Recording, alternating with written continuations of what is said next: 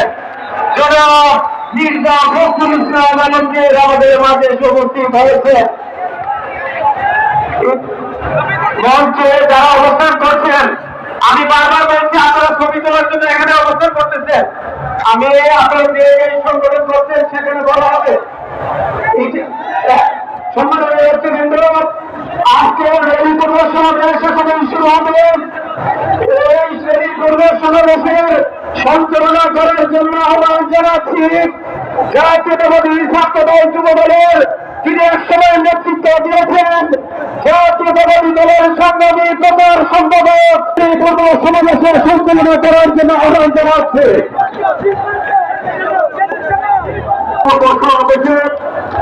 আজকে আমাদের মাঝে সভাপতিত্ব করবেন বাংলাদেশ জাতীয়তাবাদী দলের বিপ্লবী মহাসচিব এবং উদ্বোধন করবেন মির্জা ফখরুল ইসলাম আলমগীর।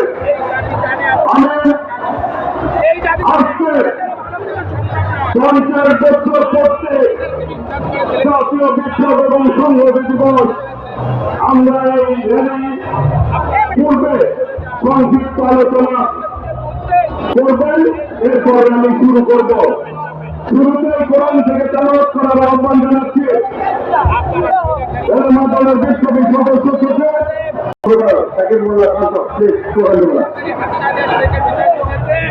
السلام عليكم ورحمة الله وبركاته. أعوذ بالله من الشيطان الرجيم. وعلى أمته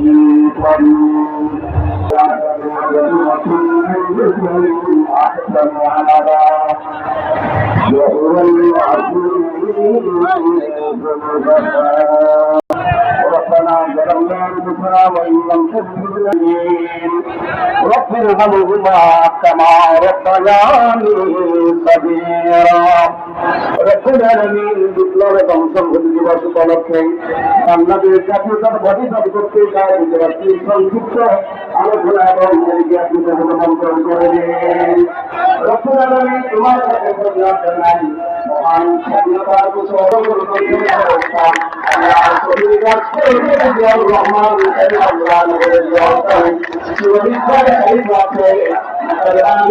আমাদের এলাকাকে জান্নাতের সমাধান দান করে দিন। মহান স্বাধীনতা থেকে শুরু করে কাজ করেছে, এভাবে কাজ করতে নাজাত করে দাঁড়িয়ে করে আপনি তাকে জান্নাতের সমাধান দান করে দিন। আমি তার আমাদের নেত্রী গণতন্ত্রের বাতাকে পরিপূর্ণ সুস্থ করে দেশ এবং জাতির খ্যাতমতের জন্য তোমার কাছে পরিহার জানাই। বিএনপির ভারপ্রাপ্ত চেয়ারম্যান আমাদের সাংগঠনিক অভিভাবক আল্লাহ 1000 কিলোমিটার দূর থেকে এই দেশ এবং জাতির জন্য নির্ণয় করে কাজ করে যাচ্ছে। আল্লাহ এদেশে আমাদের নেতার অনেক প্রয়োজন। এদেশে এসে বাবার মতো মায়ের মতো দেশ এবং জাতির খ্যাতমতের অধিকার করে দাও।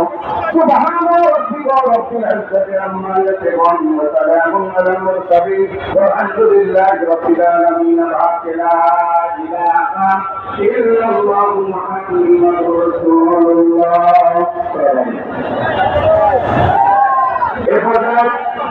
বক্তব্য সমাপন যাচ্ছে ঢাকা মহানগর উত্তরের বিপ্লবে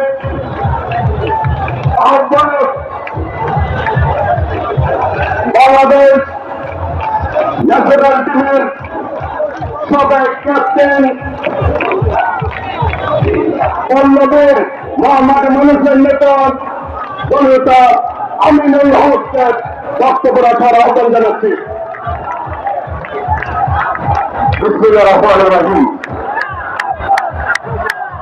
আজকে 7 নভেম্বর জাতীয় বিপ্লব এবং সংহতি দিবস এর 50 বছর পূর্তি উপলক্ষে আজকের এই র্যালি অনুষ্ঠানে প্রধান অতিথি আলমগীর আমাদের মাঝে উপস্থিত রয়েছেন। বাংলাদেশ জাতীয়তাবাদী দল জাতীয় স্থায়ী কমিটির অন্যতম সদস্য জনাব ডক্টর আব্দুল মালিক খান আমাদের মাঝে উপস্থিত। আমাদের সদস্য বীর মুক্তিযুদ্ধ সংগ্রামী আহ্বায়ক রফিকুল আলম মজদুর সহ মঞ্চ ভূমিষ্ঠ জাতীয় নেতৃবৃন্দ এবং বক্তব্য সচিব, আমি শুধু সংক্ষেপে দুটি কথা বলি। আজকের এই দিনটি জাতীয়তাবাদ, ঐক্য এবং গণতন্ত্রের অবদানের সকলের কণ্ঠে একটি কথা ছিল যে এই দেশ আমাদের, এবং এভাবে মুক্ত করে বাংলাদেশের জনগণের অধিকার প্রতিষ্ঠা করেছিল, বাংলাদেশের মানুষের মর্যাদা প্রতিষ্ঠা করে এমপি সবসময় বাংলাদেশের জনগণের পক্ষে কথা বলেছে, গণতন্ত্রের পক্ষে কথা বলেছে এবং বাংলাদেশের মানুষের ভোটের অধিকারের পক্ষে, বাংলাদেশের মানুষের দাবি এবং অধিকারের পক্ষে কথা বলেছেন। সেই দাবি এবং অধিকার প্রতিষ্ঠার মাধ্যমে আগামী ফেব্রুয়ারিতে একটি অবাধ সুষ্ঠু নির্বাচন হবে। সেই নির্বাচনে শেষ করছি। সবাইকে ধন্যবাদ। বাংলাদেশ জিন্দাবাদ, বাংলাদেশ জাতীয়তাবাদী দল বিএনপি জিন্দাবাদ। এ পর্যায়ে বক্তব্য রাখার আহ্বান জানাচ্ছে ঢাকা মহানগর দক্ষিণ বিএনপির বিপ্লবী আহ্বায়ক রফিকুল আলম মজদুরকে। জাতীয় বিপ্লব ও সংহতি দিবস উপলক্ষে এই বিপ্লব এবং সংহতি দিবসের শুভেচ্ছা জানাচ্ছি, অভিনন্দন জানাচ্ছি। প্রিয় নেতৃবৃন্দ, এই বিপ্লব এবং সংহতি দিবস যেভাবে জাতিকে ঐক্যবদ্ধ করেছিল, আগামী দিনে যে ফেব্রুয়ারিতে নির্বাচন, সেই নির্বাচনও এই বিপ্লব এবং সংহতি দিবসের যে অঙ্গীকার, সেটাকে বুকে ধারণ করে ঐক্যবদ্ধ হবে সারা বাংলাদেশে নারী শিশুকে ভোট দিয়ে নির্বাচিত করবো, বিজয়ী করবো, এই প্রত্যাশায় আজকের মতো বিদায় নিচ্ছি। খোদা হাফেজ। বাংলাদেশ জিন্দাবাদ। এ পর্যায়ে কিছু বলার জন্য আহ্বান জানাচ্ছে বিএনপি স্থায়ী কমিটির অন্যতম সদস্য, সাবেক মন্ত্রী ডক্টর আব্দুল মঈন খানকে কিছু বলার জন্য অনুরোধ করছি।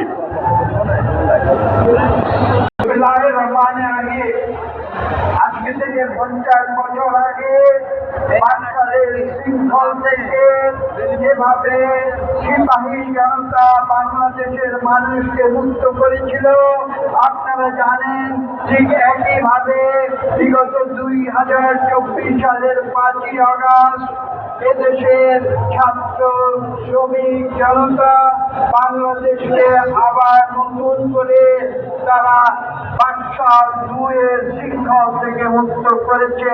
যে আন্দোলনের পুরোধা ছিলেন আমাদের জনাব তারেক রহমান, বিএনপির ভারপ্রাপ্ত সভাপতি।